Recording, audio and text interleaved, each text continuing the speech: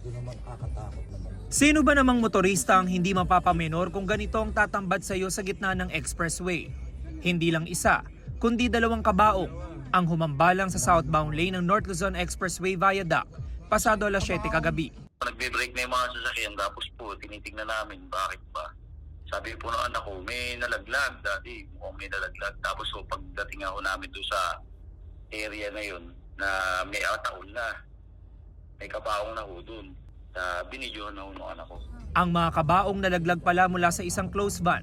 Galing ang mga ito sa Pampanga at i-deliver sa Marikina. Mabuti na lamang at wala ito mga laman. Natamaan pa ng kabaong ang bumper ng isang SUV na nakasunod noon sa close van. Ang driver ng SUV ang humingi ng tulong sa NLEX hotline para marespondihan ang insidente. Naalis naman kaagad ang dalawang kabaong. Nagkasundo na rin ang dalawang panig at nabayaran na raw ang pinsala na naidulot sa SUV. Para sa GMA Integrated News, James Agustin, nakatutok, 24 oras.